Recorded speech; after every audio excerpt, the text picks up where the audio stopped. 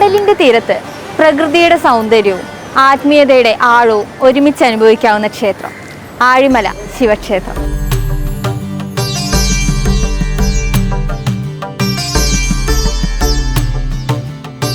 ഭക്തിയുടെയും കലയുടെയും പ്രതീകമായി ഉയർന്നു നിൽക്കുന്ന ശിവപ്രതിമ ഈ ക്ഷേത്രത്തിന്റെ പ്രധാന ആകർഷണങ്ങളിലൊന്നാണ്.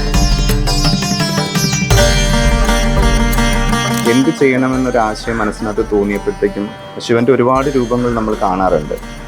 പക്ഷെ പ്രകൃതി വ്യത്യസ്തമാണ്.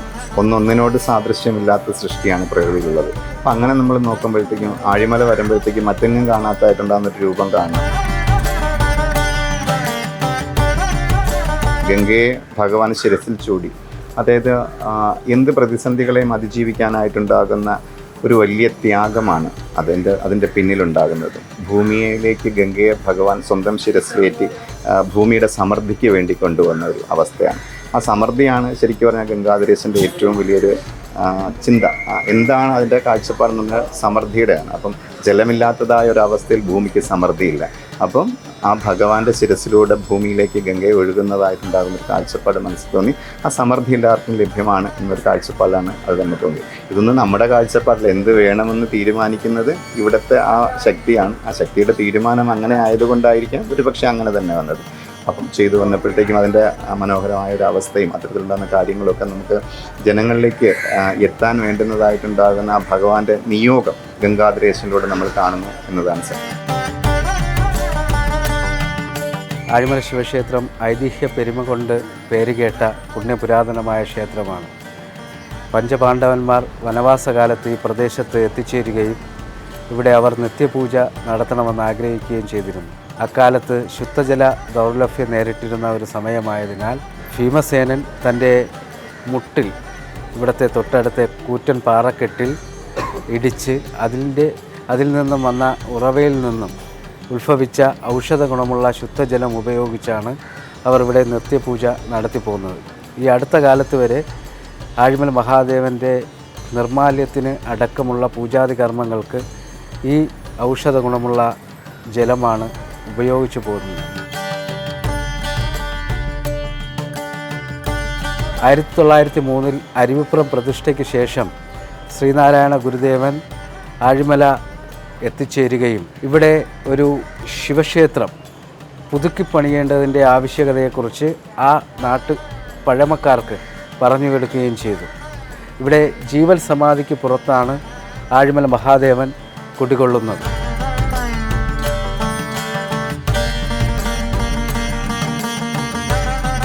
അവനവൻ്റെ ഉള്ളിലുണ്ടാകുന്ന ആ ചൈതന്യത്തിന് സ്വമേധിയാൽ തിരിച്ചറിയാൻ പറ്റുന്നതായിട്ടുണ്ടാകുന്ന ഒരു ഊർജത്തിൻ്റെ സവിശേഷതകൾ ഈ ഭഗവാനെ വന്ന് തൊഴുമ്പോഴത്തേക്ക് അവർ മനസ്സിലാക്കുന്നുണ്ട്. ആദ്യമായിട്ട് ഞാനിവിടെ വന്നപ്പോഴത്തേക്കും എനിക്ക് മനസ്സിലാക്കാൻ കഴിഞ്ഞതും അതുതന്നെയാണ്. മറ്റെവിടെയും ഇല്ലാത്തതായിട്ടുണ്ടാകുന്ന ഒരു ഊർജത്തിൻ്റെ ചൈതന്യം നമുക്കിവിടെ നിലനിൽക്കുമെന്ന് കാണുന്നുണ്ട്. ആ ചൈതന്യത്തിൻ്റെ അവസ്ഥ നമ്മൾ മനസ്സിലാക്കിയപ്പം അത് ഇവിടെ ഉണ്ടാകുന്ന എല്ലാ ഭക്തജനങ്ങളിലേക്കും എത്തിക്കാനായിട്ട് നമുക്ക് എന്ത് ചെയ്യാൻ പറ്റും എന്നൊരാശയം മനസ്സിനകത്ത് തോന്നി. അങ്ങനെയാണ് ഒരു ധ്യാന മണ്ഡപം ചെയ്ത് കഴിഞ്ഞാൽ അതിനുള്ളിലേക്ക് എല്ലാ ഭക്തജനങ്ങളും വരും. അങ്ങനൊരു ധ്യാന മണ്ഡപത്തിൽ ഇരുന്ന് കഴിയുമ്പോൾ അവരുടെ മനസ്സിനകത്തുണ്ടാകുന്ന ഒരു ആനന്ദം ശരിക്കും ലഭിക്കുമെന്ന് തോന്നി. അങ്ങനെ തോന്നിയൊരു ആശയത്തിൻ്റെ ഭാഗമായിട്ടാണ് ഗംഗാധരേശ്വരൻ്റെ രൂപത്തിനെക്കുറിച്ചൊരു ആശയം തോന്നിയതും അതിനുള്ള സാധ്യതകളെല്ലാം ഭഗവാൻ സഹായിച്ച് നടന്നത്.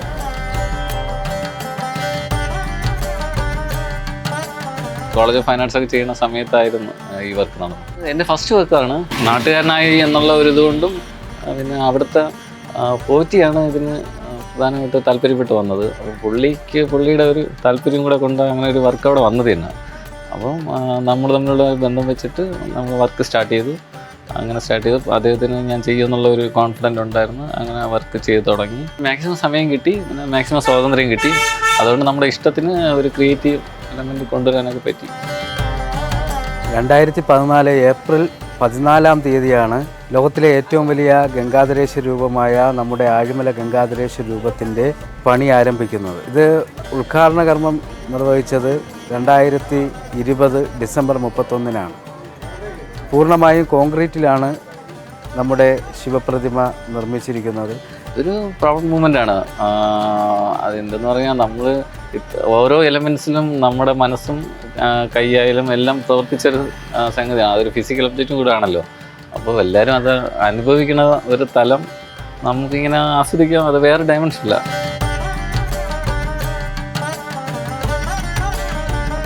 നിങ്ങൾക്ക് തന്നെ കാണാം, ഓരോ ഭഗവാന്റെ ഓരോ ഞരമ്പുകളും നല്ല വ്യക്തമായി കാണത്തക്ക രീതിയിലാണ് ഈ പ്രതിമ നിർമ്മിച്ചിരിക്കുന്നത്. 58 അടി ഉയരമുള്ള ഈ പ്രതിമ നമ്മുടെ ശിവഭഗവാൻ രൗദ്ര ഭാവത്തിൽ ഉള്ള ഒരു പ്രതിമയാണ്. സ്വാതന്ത്ര്യം ഉണ്ടായിരുന്നു വർക്ക് ചെയ്യാൻ വേണ്ടി അത്രയും സ്വാതന്ത്ര്യം ഉള്ളതുകൊണ്ട്, സമയമുള്ളതുകൊണ്ടും, ഒരു ഫിനാൻഷ്യൽ പ്രോഫിറ്റ് കണ്ടിട്ട് ചെയ്തതല്ല. അതുകൊണ്ട് നമുക്ക് ക്വാളിറ്റി കൊണ്ടുവരണം, അത് മെയിൻറ്റെയിൻ ചെയ്യണം എന്നുള്ള ചിന്തയിൽ ചെയ്തതാണ്. ആ പ്രകൃതിയുടെ ഭംഗിക്കനുസരിച്ച് ഒരു ശില്പം ഡിസൈൻ ചെയ്തതാണ്. അങ്ങനെയാണ് ഗംഗാധരേശ്വരം ചൂസ് ചെയ്തത്. ഞാൻ അതിനനുസരിച്ച് സൈറ്റ് സ്പെസിഫിക് ആയിട്ടാണല്ലോ വർക്ക് നിൽക്കണം. അപ്പോൾ അതുകൊണ്ട് ആ ഡിസൈൻ അങ്ങനെ കൊണ്ടുവന്നുള്ളതാണ്. അല്ലാതെ പ്രത്യേകിച്ച് അത് അങ്ങനെ ഒരു ഫോം എടുക്കണമെന്ന് ചിന്തിച്ചിട്ടല്ല, ആ സ്ഥലത്തിന് മേച്ചാവുന്ന ഒരു ഫോം കൊണ്ടുവന്നു. ഈ ഭൂമിയിൽ ഒരു ജന്തു അല്ലെങ്കിൽ ഒരു ജീവനുള്ള ഒരു വസ്തു അല്ലെങ്കിൽ എന്തോ ആയിക്കോട്ടെ ഒന്ന് ജനിക്കുന്ന സമയം, ആ സമയം അതിജീവനം തന്നിട്ടാണ് ജനിക്കുന്നത്. അതിജീവനമില്ലാത്തതായ ഒരു വസ്തുവില്ല. അപ്പം ഒരു ഭ്രൂണം അണ്ഡവുമായി ജനിക്കുന്ന ആ സമയത്ത് തന്നെ ശരിക്കും പറഞ്ഞു കഴിഞ്ഞു കഴിഞ്ഞാൽ ആ ഊർജം നമ്മളിലേക്ക് എത്തിപ്പെട്ടു എന്നാണ് എൻ്റെ അർത്ഥം. അത് നമ്മളിലുണ്ട്, അത് നമുക്ക് അതിജീവിക്കാൻ പറ്റും. അതാണ് ശരിക്കും സത്യം. അത് എന്നിലില്ലാത്തതായ ഒന്നും വേറെ ഇല്ലല്ലോ. എന്നിലുണ്ട് എന്ന് പറയേണ്ടത് തന്നെയാണ് ആ ഭഗവാൻ നമുക്ക് തരുന്നത്. ആ ഭഗവാൻ തന്ന ഊർജം നമ്മൾ തന്നെയാണ്. ഇത് നമ്മൾ തിരിച്ചറിയുന്നില്ല. പകരം നമ്മൾ പുറമേ നോക്കുകയാണ്. എന്തെവിടെ കിട്ടുമെന്ന് പറഞ്ഞ് നമ്മളിങ്ങനെ അന്വേഷിച്ചുകൊണ്ടേ നടക്കുകയാണ്. ശരിക്കും അന്വേഷിച്ച് നടക്കാനായിട്ടൊന്നുമില്ല. എൻ്റെ ഉള്ളിലുള്ളതിനെ ഞാൻ തന്നെ തിരിച്ചറിയണം. അപ്പോൾ ശരിക്കും പറഞ്ഞാൽ ഞാൻ എന്നെ നോക്കണമെന്നാണ്, എൻ്റെ ഉള്ളിലേക്ക് നോക്കണം. നമ്മളെല്ലാം ചെയ്യുന്നത് പുറമേ എന്തെവിടുന്ന് കിട്ടുമെന്ന് പറഞ്ഞ് നമ്മളിങ്ങനെ അന്വേഷിച്ച് നടക്കണം.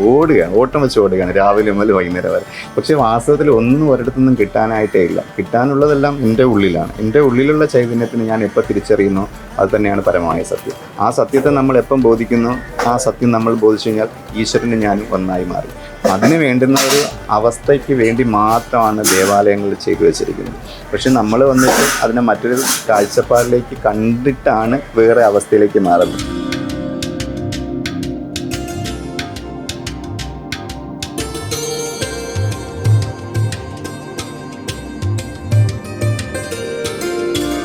തിരമാലകളുടെ നാദവും കടൽക്കാറ്റിന്റെ താളവും ശിവഭഗവാന്റെ കരുണയും ഒരുമിക്കുന്ന പുണ്യഭൂമി.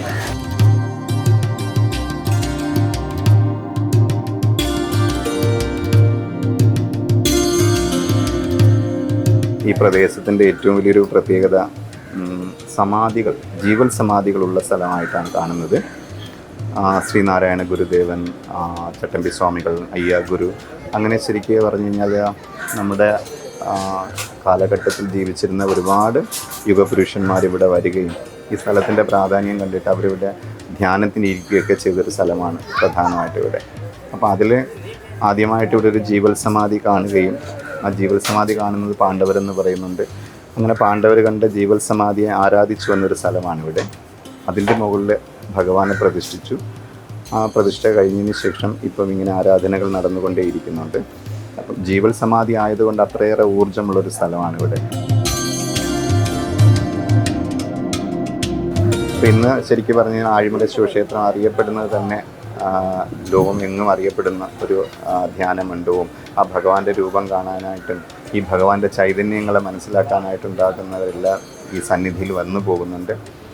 സ്വമേധ്യാൽ അവനവൻ്റെ ഊർജ്ജത്തെ തിരിച്ചറിയുമ്പോൾ ഉണ്ടാകുന്ന വളരെ ശക്തികൾ അവനവൻ്റെ ഉള്ളിൽ തന്നെ ഉണ്ടെന്ന് ബോധ്യപ്പെട്ട് തിരിച്ചു പോകുന്നതായിട്ട് നമുക്ക് കാണാൻ സാധിക്കുന്നുണ്ട്.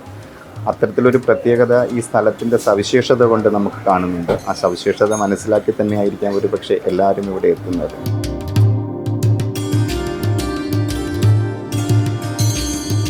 ദേവാലയത്തിൻ്റെ ശരിക്കൊരു കാഴ്ചപ്പാടിന് നീ നിന്നെ തിരിച്ചറിയൂ. നമ്മൾ ഏറ്റവും പ്രധാനമായിട്ട് കാണുന്ന ശബരിമലയിലേക്ക് പോകുമ്പം തത്വമസി എന്ന് എഴുതി വച്ചിരിക്കുന്ന വാക്ക്, ആ വേദവാക്യം തന്നെ ശരിക്കും പറഞ്ഞു കഴിഞ്ഞാൽ ഞാനും നീയും ഒന്നാണ് എന്ന പരമമായ സത്യത്തിന് അത് നമ്മൾ മനസ്സിലാക്കുമ്പോൾ ശബരിമല പോകുമ്പോൾ ഏറ്റവും പ്രധാനമായിട്ടൊരു രീതി നമ്മൾ കാണുക എന്ന് പറഞ്ഞാൽ ഒരു ഭക്തനെയും നമ്മൾ അയ്യപ്പ എന്നല്ലാതെ വേറൊന്ന് വിളിക്കില്ല. സ്വാമി അയ്യപ്പ, ഈ രണ്ട് വാക്കുകളാണ്. ആ സ്വാമി നിന്നിലാണ്, ആ സ്വാമി തന്നെയാണ് ഞാൻ, ഇത് രണ്ടും ഒന്നാണ് എന്ന ബോധം ജനിക്കുക എന്നതേ ഉള്ളൂ. അപ്പോൾ നമ്മുടെ ഉള്ളിലുള്ള ചൈതന്യത്തിന് നമ്മൾ തന്നെ തിരിച്ചറിയുക എന്നതാണ് ക്ഷേത്ര ദർശനത്തിൻ്റെ ഏറ്റവും പ്രധാനമായിട്ടുള്ള രീതി. അതാണ് സത്യം.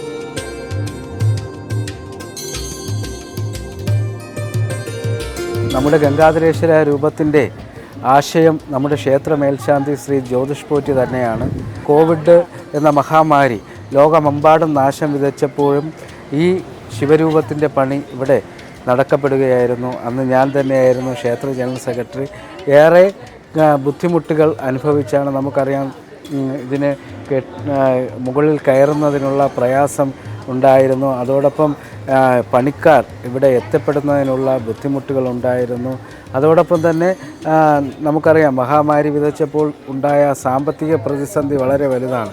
ആ സാമ്പത്തിക പ്രതിസന്ധി എല്ലാം ഉണ്ടായപ്പോൾ ഓരോ ആഴിമല നിവാസികളും ഞങ്ങളുടെ ട്രസ്റ്റ് അംഗങ്ങളും ഭക്തജനങ്ങളുടെ അകമഴിഞ്ഞ പിന്തുണ ഒന്നുകൊണ്ട് മാത്രമാണ് ഈ ഗംഗാധരേശ്വര രൂപം യാഥാർത്ഥ്യമായത്. ഒരു കലാകാരനെയും സ്വന്തം നാട്ടിൽ അംഗീകരിക്കുക എന്ന് പറഞ്ഞാൽ വലിയ പാടാണ്. കാരണം ഞാനൊരു സാധാരണ ഒരാളാണ്. നമ്മൾ ജനിച്ചതൊക്കെ ഒരു മിഡിൽ ക്ലാസ് ഫാമിലിയിലാണ്. അപ്പോൾ എസ്പെഷ്യലി നാട്ടിലാണ് ഈ വർക്ക് ചെയ്യുന്നത്. അതുകൊണ്ട് തന്നെ ഇഷ്ടംപോലെ അനുഭവങ്ങൾ ഉണ്ടായിട്ടുണ്ട്. നെഗറ്റീവ് കമൻറ്റ്സ് ഉണ്ട് ഇഷ്ടംപോലെ. അതായത് കഴിയണത് വരെ ആരും ഭാഗത്തു നിന്നും വലിയ സപ്പോർട്ടൊന്നും ഇല്ലായിരുന്നു. ഭയങ്കര സ്ട്രഗിളായിരുന്നു. പക്ഷേ കഴിഞ്ഞതിന് ശേഷം ഒരു ബൂമിംഗ് ആയിരുന്നു. ആൾക്കാർ ഈ കലയെ ഇഷ്ടപ്പെടുന്നു എന്നുള്ള ഒരു ലെവൽ ഓഫ് ഇതിൽ മലയാളികൾ ഇഷ്ടംപോലെ സമീപിച്ചു. പിന്നെ അത് കണ്ടിട്ട് നാട്ടുകാരെല്ലാം വളരെ പോസിറ്റീവായിട്ട് വന്നു.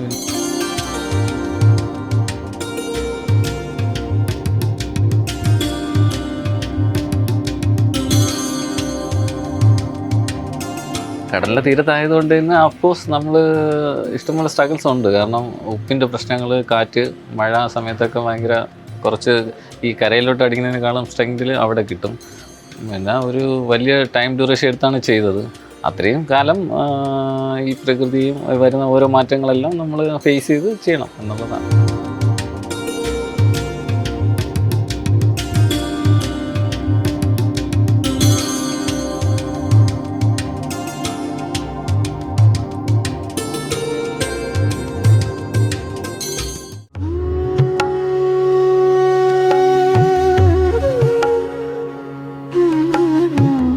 കാലം മാറിയാലും കടലെത്ര പ്രക്ഷുബ്ധമായാലും ആഴിമലയിലെ ശിവൻ അതേ ശാന്തതയോടെ നിലനിൽക്കുന്നു. ആഴിമലയുടെ ഏറ്റവും വലിയൊരു ചൈതന്യം എന്ന് പറയുന്നത് ജീവൽ സമാധിയുടെ ഊർജ്ജമാണ്. ആ ജീവൽ സമാധിയെ മനസ്സിലാക്കുന്ന എല്ലാവരും അവിടേക്ക് വരുന്നുണ്ട്. അപ്പം അങ്ങനെ ഒരു പ്രത്യേകത കൂടെ നമ്മുടെ ക്ഷേത്രത്തിന് വളരെ വിശേഷമായിട്ടുണ്ട്. ശരിക്കും പറഞ്ഞു കഴിഞ്ഞാൽ പളനി, ശ്രീ പത്മനാഭസ്വാമി ക്ഷേത്രം, ശ്രീകണ്ഠേശ്വരം, ഇങ്ങനെ ഉണ്ടാകുന്ന ക്ഷേത്രങ്ങളെല്ലാം വാമൊഴിയാൽ നമ്മൾ കേൾക്കുന്നത് സമാധിക്കുമുള്ള പ്രതിഷ്ഠകളെന്നാണ്. അപ്പോൾ അതുപോലൊരു സമാധിക്കുമുള്ളൊരു പ്രതിഷ്ഠ തന്നെയാണ് ആഴിമല ക്ഷേത്രത്തിൽ. അതുകൊണ്ട് തന്നെയാണ് ഇത്രയേറെ ചൈതന്യം നമുക്ക് കാണാൻ കഴിയുന്നതും അത് വരുന്ന ഭക്തജനങ്ങൾ മനസ്സിലാക്കിയിട്ട് വീണ്ടും വീണ്ടും ഇവിടെ എത്തുന്നതും ആ ചൈതന്യത്തിൻ്റെ ഊർജ്ജത്തെ മനസ്സിലാക്കുന്നതിന് വേണ്ടിയാണ്.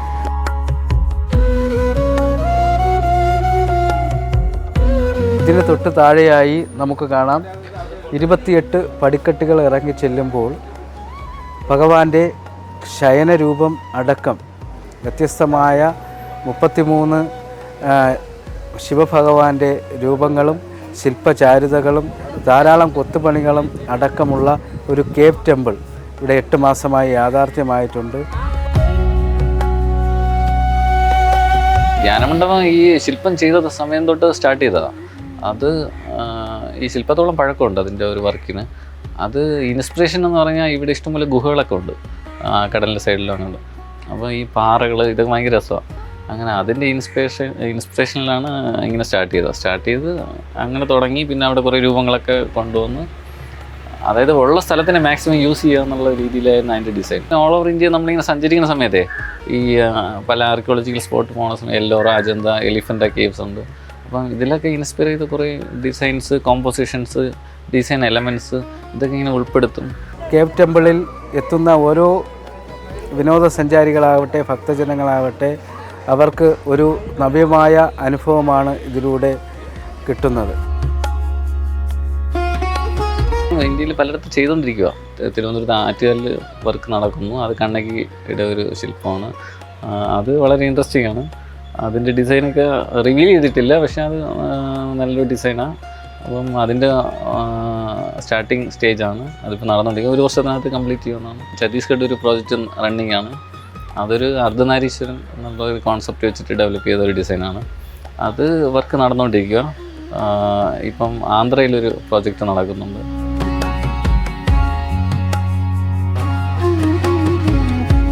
36 വർഷമായി ഞാനിവിടെ വന്നു. അതിൽ മറക്കാനാകാത്ത അനുഭവം എന്ന് പറഞ്ഞാൽ എൻ്റെ ഒരു പുനർജന്മമാണ് ഉത്സവ സമയം. അതായത് ഞാൻ ഇവിടെ വന്ന ഒരു 5ാമത്തെ വർഷമായപ്പോൾ സമയത്തിനകത്ത് ഉത്സവത്തിന് സാധാരണ 10 ദിവസവും പുറപ്രവേശാന്തിയായിട്ട് ഇവിടെ തന്നെ ഉണ്ടാകും, എങ്ങും പോവില്ല.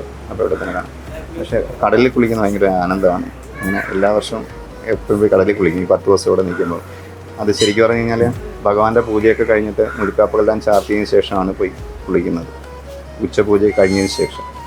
അപ്പോൾ ആ സമയത്ത് മനസ്സിനകത്തൊരു ഫീൽ, ഇന്ന് കുളിക്കുമ്പോൾ ഞാൻ കടലിൽ മുങ്ങിപ്പോകും, തിരിച്ചു വരില്ല. അപ്പം ഞാൻ ആ സമയത്ത് എൻ്റെ കൂടെ ഇരുന്ന ആളിനോട് പറയുകയാണ്, ഇന്നത്തെ കുളിയിൽ ചിലപ്പോൾ ഞാൻ തിരിച്ചു വരാൻ സാധ്യതയില്ല എന്ന് പറയുന്നു. അങ്ങനെ ഞങ്ങൾ തലേദിവസം രാത്രിയിൽ അങ്ങനെ ഒരു ചിന്ത എൻ്റെ മനസ്സിനകത്ത് തോന്നിയതുകൊണ്ടാണ് പറഞ്ഞത്, ഞാൻ ഇന്ന് കുളിച്ചാൽ തിരിച്ചു വരില്ല.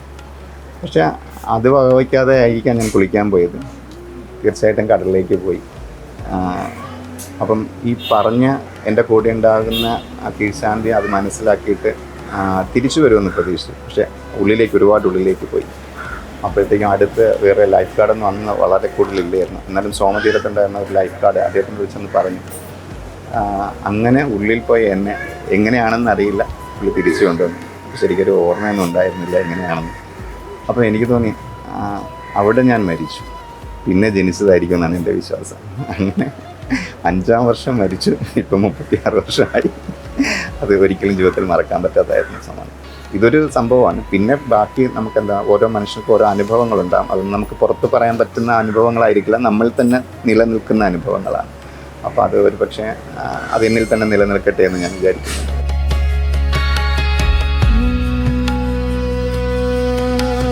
മറ്റൊരു പ്രത്യേകത, നമ്മുടെ ക്ഷേത്രത്തിൽ ജാതി മത വ്യത്യാസങ്ങൾക്ക് അതീതമായി എല്ലാ പേർക്കും ദർശനത്തിനും തൊഴുവാനുമുള്ള സൗകര്യം ഭരണസമിതി ഏർപ്പെടുത്തിയിട്ടുണ്ടെന്നാണ്. നമ്മുടെ പൂജാതി കർമ്മങ്ങളിൽ പങ്കെടുക്കുവാനും അതോടൊപ്പം നവരാത്രി എഴുത്തിനിരുത്തിനും അടക്കം മുസ്ലിം കുട്ടികളെ അടക്കം ധാരാളം പേർ ഇവിടെ എത്തുന്നുണ്ട്. ഇവിടുത്തെ വിശേഷാൽ ചടങ്ങെന്ന് വെച്ചാൽ പ്രദോഷമുണ്ട്. മലയാള മാസത്തിലെ അവസാന ചൊവ്വാഴ്ച നാരങ്ങാ വിളക്കിനോടൊപ്പം, എല്ലാ ചൊവ്വാഴ്ചയും നാരങ്ങാ വിളക്കുണ്ട്. മലയാള മാസത്തിലെ അവസാന ചൊവ്വാഴ്ച നാരങ്ങാ വിളക്കിനോടൊപ്പം വിവാഹം കഴിക്കാത്തവർക്ക് അതിനു വേണ്ടിയുള്ള പുടവ സമർപ്പണം, അതോടൊപ്പം കുട്ടികൾ ഉണ്ടാകുന്നതിന് വേണ്ടിയുള്ള പൂജാതി കർമ്മങ്ങൾ അടക്കം ഇവിടെ ഉണ്ട്. മാസത്തിൽ ഏകദേശം 15 ദിവസത്തോളം ഇവിടെ അന്നദാനവും നടത്തിപ്പെടുന്നു. അതോടൊപ്പം ഇവിടെ എത്തിച്ചേർക്കപ്പെടുന്ന മുഴുവൻ ഭക്തജനങ്ങൾക്കും വേണ്ട അടിസ്ഥാന സൗകര്യങ്ങൾ ഒരുക്കിയാണ് ഭരണസമിതി ഇതുമായി ബന്ധപ്പെട്ടുകൊണ്ട് മുന്നോട്ട് പോകുന്നത്. ഇവിടെ കൂടുതലും പ്രദോഷ പൂജയ്ക്കാണ് ആൾക്കാരെത്തുന്നത്. പ്രദോഷ പൂജ, ഇത്ര പ്രദോഷ പൂജ എടുത്താൽ ഇന്ന കാര്യസിദ്ധി നേടും എന്ന് പറയുമ്പോൾ അതിനു മുമ്പേ തന്നെ നമുക്ക് കാര്യസിദ്ധി നേടുന്നതായി മനസ്സിലാക്കുവാൻ കഴിയും. വിവാഹത്തിനായി എത്തപ്പെടുന്നവർ ചൊവ്വാഴ്ച, അവസാന ചൊവ്വാഴ്ച പുടവ സമർപ്പിച്ച് കഴിഞ്ഞാൽ കൃത്യം 93 മാസങ്ങൾക്കകം തന്നെ വിവാഹം നേടുന്ന ഒരു സാഹചര്യമുണ്ട്. അത്തരത്തിൽ അനുഭവസ്ഥരായ ഒരുപാട് വ്യക്തികളുണ്ട്. അതോടൊപ്പം തന്നെ ഇവിടെ കുഞ്ഞുങ്ങളുണ്ടാകുന്നതിന് വേണ്ടി തൊട്ടിൽ കെട്ടുന്ന ഒരു ഇതുണ്ട്. തൊട്ടിൽ കെട്ടിയാൽ അത് ഉറപ്പായിട്ടും കുട്ടികളുണ്ടാകുന്ന ഒരു അനുഭവം നമുക്ക് നേരിൽ കാണുവാൻ സാധിക്കാം.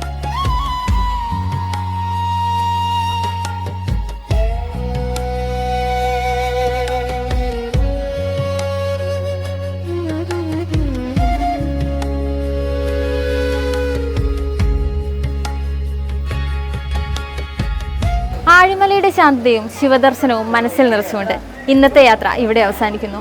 കലയും പ്രകൃതിയും ഭക്തിയും ഒന്നു ചേരുന്ന ഈ പുണ്യഭൂമിയിൽ നിങ്ങൾക്കും എത്താൻ സാധിക്കട്ടെ. നമസ്തേ.